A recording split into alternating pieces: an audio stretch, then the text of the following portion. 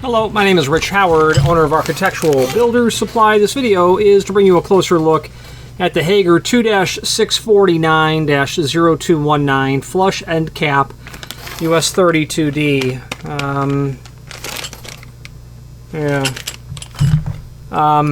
Yeah, sure. I've got one removed from the packaging, and here it is. Weighs about 0.71 pound. It's heavy.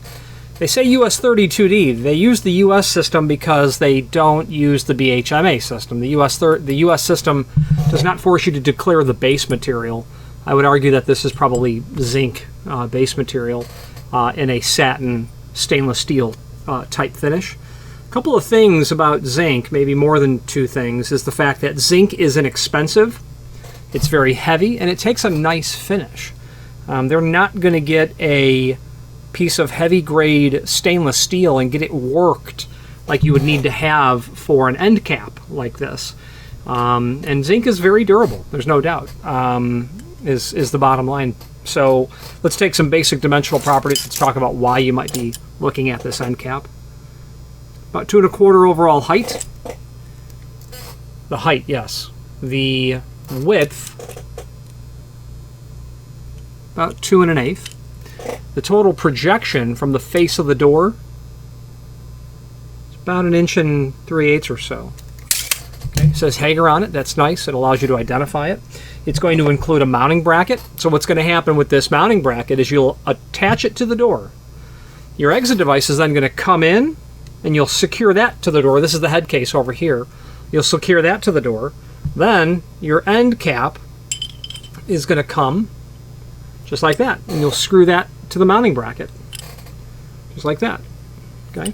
This is going to include sex bolts for mounting the plate through the door. It's going to come with a couple of machine screws for mounting the cap to the mounting plate, and it'll come with a couple of wood type screws as well.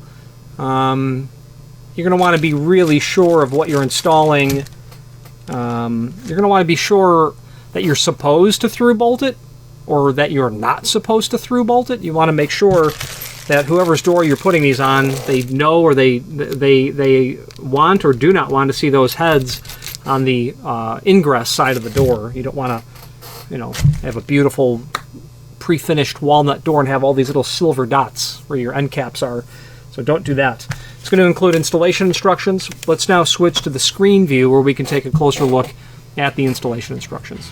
If you are enjoying this video, please click thumbs up or like, and also please consider subscribing to our channel. Let's move on to the rest of the video. Here's the item that we are indeed looking at. End cap, just a generic image pulled out of the manufacturer's catalog. Extended description information, it's an end cap. You can read this, through bolts are included, stainless steel finish for use on doors fire rated up to 3 hour. Etc. Speaking about the image, let's take a look at some images that we have. There's the packaging. Here's what's in the packaging, the contents. The cap itself. Different perspective on it. That's what you would see if the door was closed. Oh no, that's not what you would see. That is what you would see if the door was... Bear with me. Yeah, that's what you would... Yeah, that's what you'd see if the door was closed in elevation. That's unfortunate that those screws are obvious. This is what you'd see if the door was open at 90 degree. What's nice about this angled sort of design is when the door is open to 90 degree,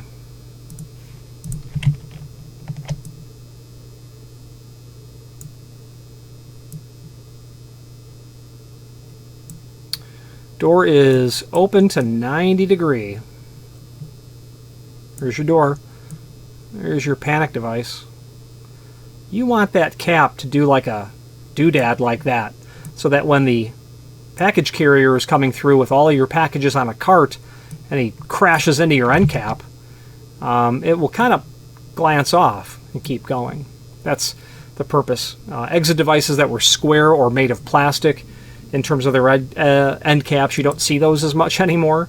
And some manufacturers, at least one I can think of, have a heavy-duty version of the end cap. That's the backside, telltale sign that this is zinc. Your mounting bracket, and then your screw package. 2 little machine screws for holding the end cap onto the bracket. There are links down below. How to order. This is going to be probably an excerpt for the exit device. Yeah, certainly. How to order that exit device. It's there just for informational purposes. Product catalog. Let's look at that next. This is going to be an overview of their 45, probably 4600 series devices, allowing you to see all that is the bottom line. So you don't, I do want to retract what I said earlier. You'll see those screws only when the doors open a 90 degree. You'll see